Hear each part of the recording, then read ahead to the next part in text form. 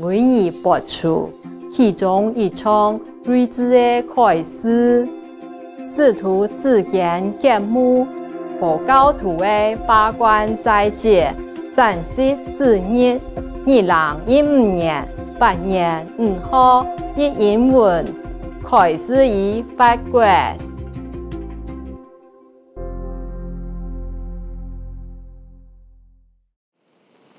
So probably at that time the Buddha is gone already and the teaching of the Buddha already dwindled. It's almost disappeared. Yeah. So the one want to go to heaven, to be born in glorification in heaven, and one want to become king somewhere on some planet. Maybe this planet. And then after they have received the eightfold, the 8th way of purification, both of them went home. Yes. The first one who wanted to be born in heaven, came home, and his wife asked him to come and eat the lunch, but it's already past the lunch time. So he said, no, please take your meal. I already received the 8 ways of purification from the Buddha's lineage. After lunch, after noon, I will not eat. So today I cannot eat. It's too late now. Please enjoy your meal. And then let me keep my precept. Yeah? Okay, now I have to explain to you. We go to the, the lost note. Okay. According to the 8 ways of purification, if you want to keep it, then you can wish whatever you want. Understand? Because of that merit. Yeah? That's why one could wish to go to heaven and the other one can become king. That is true at that time. Yeah? I'm not sure if the power is still so much, but at least it won't harm you. At least it will protect you in any way, okay? So the 8 way is this. The first one is like the 5 precepts that we have, okay? No killing, no harming, yeah? And second, no stealing. The third is no sexual misconduct. The fourth is no lying, yes? The fifth is no alcohol or intoxicant. Now, the sixth is you don't sleep on a high or large bed. This higher is more precepts, more than what I give you. Understand? But I cannot ask you too many things. I ask you only be vegan, meditate. Yeah? And you already difficult to keep up. But if you want to go a step further, be welcome, okay? So I read this to you. So you don't sleep. The 6th precept, discipline, is you don't sleep on a high or large bed. The 7, what is this? Huh? I wrote it, I couldn't even read it now. Okay. You don't go out singing, dancing. Maybe you can do it at home, but not showing off, not in the public. Okay? Yes. Yeah, okay. The 8th is that you eat only 1 meal a day at noon. After meal, don't eat. After lunch, don't eat. Okay? Now you got it? Yeah. And if you keep this, maybe you can become king next life. Who knows? Remember me. Just lend me a corner of your palace garden, then I can take my disciple meditate. That's all I ask, okay? All right. But you won't remember that. That is the thing. You see? That's why, remember last night or other nights I asked you, I read the story for you, that many heavenly beings don't want to be born into royalty or rich family because this kind of luxury will blind you. blind your mind, make you forget that you might be poor next life. And how is this life to be poor? So they prefer to be born in poor family or normal family, so that the life will teach them, will continue to remind them of the Four Noble Truths. Well, that is another story. I'll tell you another time. Okay? What is Four Noble Truths? Okay? Probably some of you know, or many of you know? No? Huh? No. Yes? No? No. The Buddhist? No. Okay, that's good. Another time, okay? Otherwise, I will talk forever. One story is too long. All right. So now, so you understand now, huh? Richness, power, position is not always conducive to your wellness in the long run, your spiritual elevation. Yes. So therefore, in Buddhism, it's also mentioned that if anyone who are well off, who are in a good disposition, and still still want to practice, discipline, meditation, and all that, then knowing that they have the Bodhisattva spirit, or Bodhisattva merit from former life. Yeah. Mostly they would call them Bodhisattva right on, Yeah. Can you hear me from the back there? It's good? Wonderful. You can't see, but you can hear. Thus I have heard, all the same. There are some people cannot see me because the queue is so long, and there are trees too. If we don't have tree, then it's too hot. If we have tree, then it's an obstruction like that. You can't have everything in this world, hey? Yeah. We continue with India now, better. They are very good to me, yes. And then the first man come home and his wife tell him to eat lunch with her, but it's already past 12 o'clock, past lunchtime. So the first Brahmin refused, to eat, but politely. But then the wife was very angry. She grind her teeth and knit her eyebrows, and this saying here, okay? It's not. I'm not making it up. It's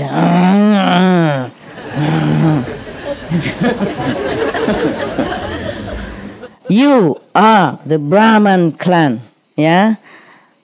from beginning until now. You already have enough discipline and moral precepts.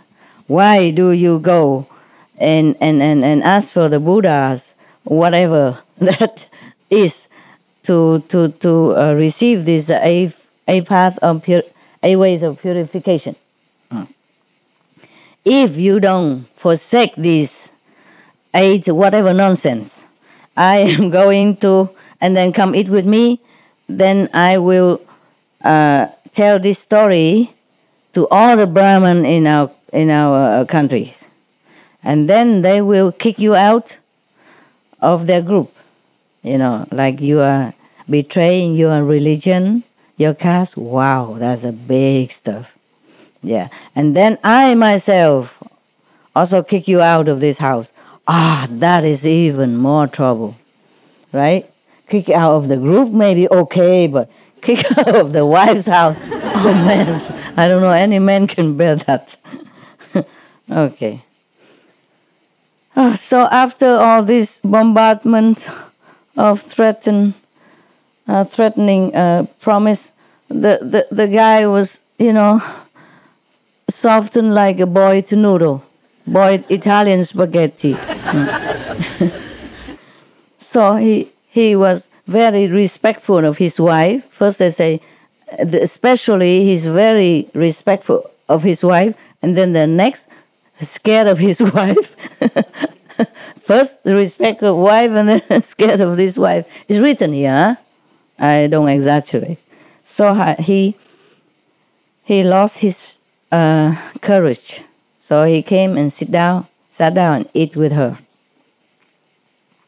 Meaning, he broke the precept of not eating after the correct time. The two of these Brahman, after the a purification path ways, also after their lifetime, according to their longevity's affinity, both die. Okay, the one who wished to forward this merit to become a king, he became a king next lifetime. Yeah, because he keep all these 8 purification paths perfectly during his lifetime. And the one who wished to be born in heaven, he broke his precept. He also still have some merit, so he be born, reincarnate as a dragon. Not just human. Dragon has power. We human have nada. Can't even turn on the tap water. Oh, where is? Yeah.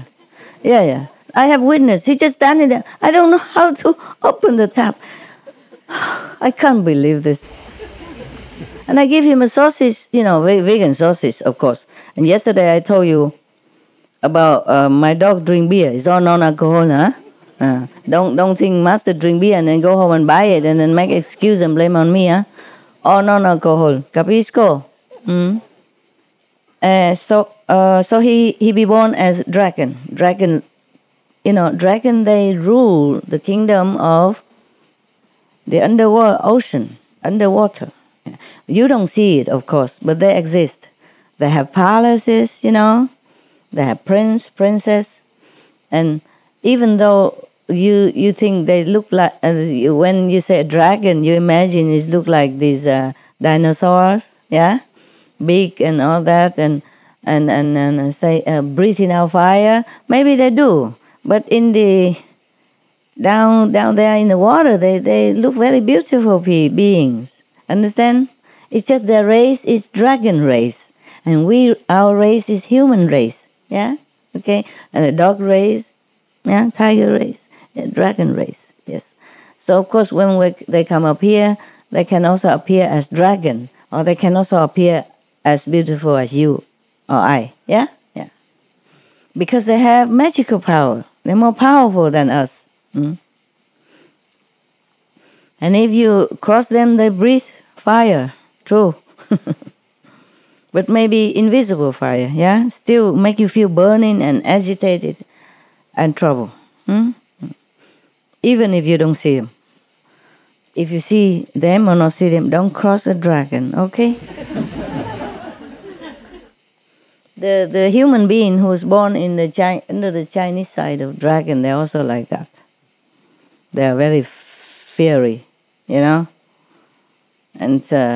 I'm not saying anything. Better not. And if you cross them, they breathe fire. Invisible fire. Avenging. Okay. Because of the faithful belief and keeping the discipline of the 8 purification ways and perfectly, the person who be born as a king enjoy his royal life with palaces and very, all kind of dignity, honor, respect from all the world, from people, And he has all the joys of the earth, on earth, anything, all happiness, all joys, all pleasures. In the garden, the royal garden of this king, there are many kind of fruit trees, all kind. Every season have different fruits.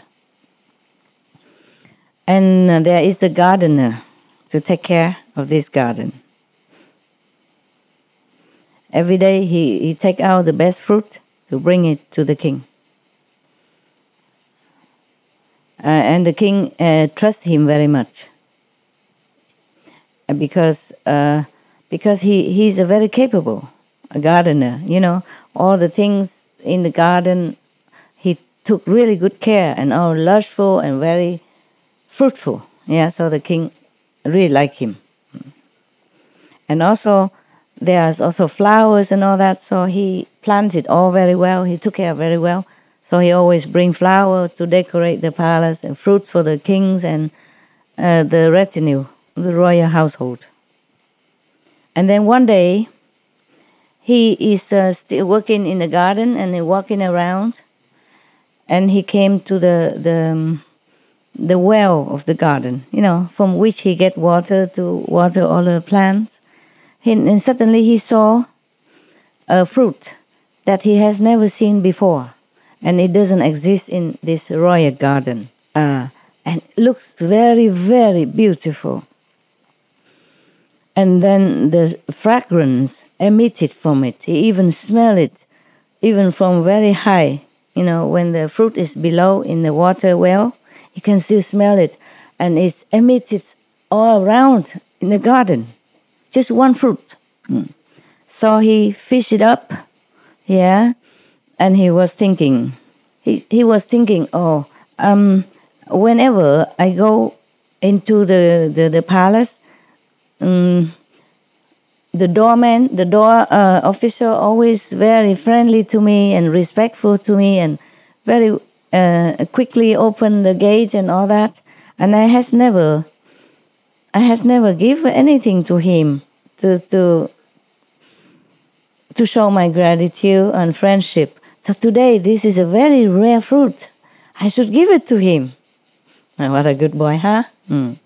So, thinking thus, he brought the fruit and gave it to the doorman of the palace. Okay? And then the doorman of the palace, the guardian of the palace gate, thought, oh, what kind of fruit is this? This is really precious. No one have ever seen this before. I shouldn't eat it. I should give it to my best friend. is another higher officer, you know, meaning probably is another doorkeeper, but more inside the palace. Yeah, Huang Mong maybe is like that. Truly the door of the king area, not the outside gate. So he went there to give it to this a greater gatekeeper, a royal gatekeeper. And then this royal gatekeeper was thinking, wow, this is a very precious fruit. I would not dare to eat this. I should give it to the queen so that the queen will be in my favor. Okay, so now then. So he went and give it to the queen. Nah? Okay, and then the queen thought, wow, what a beautiful and precious and rare fruit. I have never seen this in my life. I should not eat this. I must go give it to my king. Okay, so she thought, she went brought the fruit to the king. And the king, what do you think he does? What do you think he would do? Huh? Tell me, one by one, raise hand, tell me. Who want to say? Tell me quickly, raise hand. Yeah, what? He ate it? Where it come from? Where it come from? You want to have a retreat? Huh? You want to plant the tree? The tree, you want to plant the tree. Yeah, all of you are correct. The king will not think this is a beautiful thing, I go give to my master or nothing like that. He ate it immediately. Because it's so rare and the fragrance he cannot resist. Yeah, who is higher than the king in that country anyway? If there's no Buddha there, or if he doesn't know anything about Buddha, even the Buddha is there, then he is the highest one. So he couldn't think of giving it to anyone else. Yeah, okay. So there it is. The same with Christmas presents sometimes. You know, it keeps circulating and then it come back to you. Because sometimes you give to somebody and he don't want it, then he give it to the aunt, and then the aunt give it to the uncle, and the uncle give to grandma, and grandma also cannot use it and don't need. And then grandma keep waiting, give it to the grandson, and grandson come back give to mama. You know, right? Sometimes you receive your own Christmas present after 5 years. But there's nothing to be surprised. Huh? Didn't Einstein say, if you stay long enough in one place, whatever you throw out will come back to you? So if you don't want a Christmas present, go back to you, then move the house. Move. You know, don't stay in the same place. But if you still stay on the same planet, then maybe it come back to you after 50 years instead of 5 years. Huh? According to Einstein. All right, so that's, yeah. And then the king, after enjoy it, don't even share with the queen. What kind of king is that? After he ate it, yeah, he asked the queen, "Này bà," what is that? I mean, okay, wife, you know, dear wife, dear queen. The fruit I have just enjoyed was really, really, really delicious. I have never seen any fruit or eaten any fruit like this before. Who has offered you this? So the queen, you know, recall backward. Huh? You know already, yeah? Yeah, then the royal gate doorkeeper came in, yeah? And then he asked, where did this fruit come from? So he said, I don't know, Your Majesty. This is, I don't have it in my house.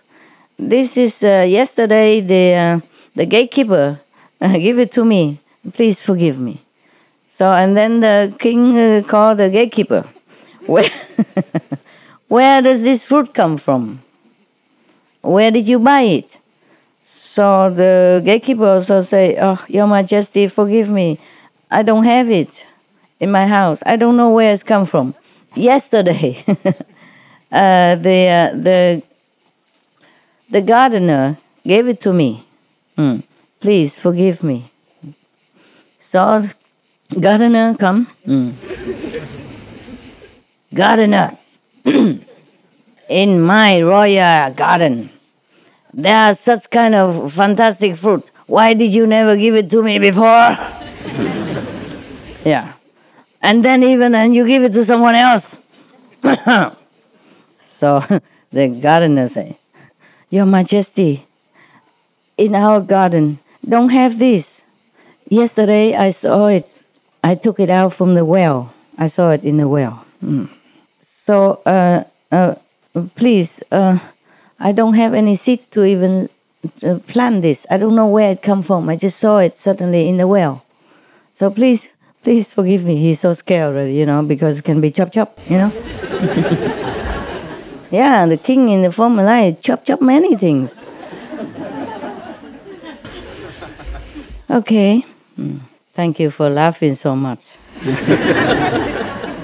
Make me feel like I'm a very good storyteller.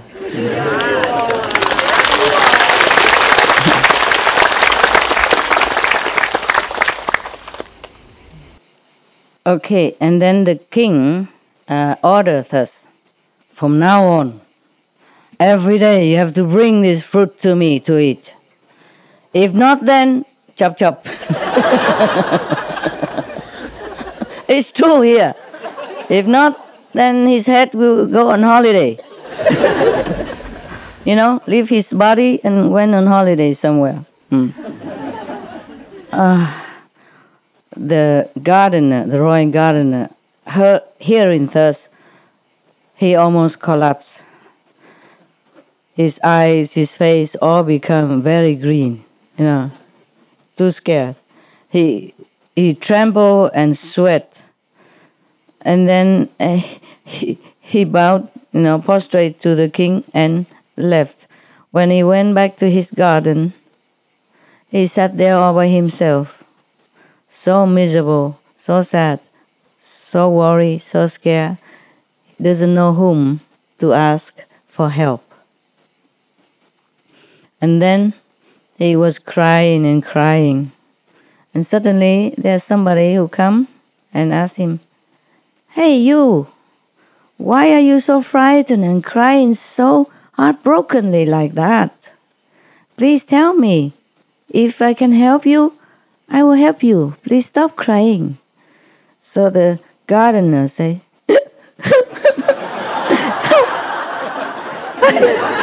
just a gardener for the king. Every day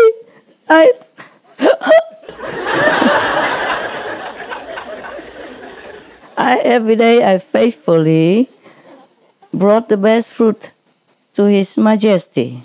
And yesterday, I got some one fruit from the well, come from nowhere, and then I just give it to the gatekeeper, and then it recycled all the way up to the king. And now the king ate it. He became addicted. He loved it. He wants me every day to bring this fruit to him. I don't know where that fruit comes from. I don't know how to get it for him. Because if I don't, he's going to chop. So, therefore, I cry. Okay. So the stranger suddenly tell him, "No, don't worry. I know now. You know that kind of fruit, right? So looking, and so fragrant, right? Say, yeah. I have many in my house, in my garden. I will give you the whole tray to give it to the king. Okay? Wow." So he left, and the gardener was very relieved and happy that somebody saved his chop head. This person, it is the dragon who manifested himself. For he's the one who dropped the fruit there. He was a friend of the king from my life. Remember? Yeah. I told you the dragon can change himself into human, didn't I? Nah, I knew everything. Master know everything. It's true, huh? Yeah. No, I know that from many other stories, you know? Yes. We, in the Oriental countries, we know all about dragons and manifestation of dragons and the heavenly beings and Buddha and all that stuff.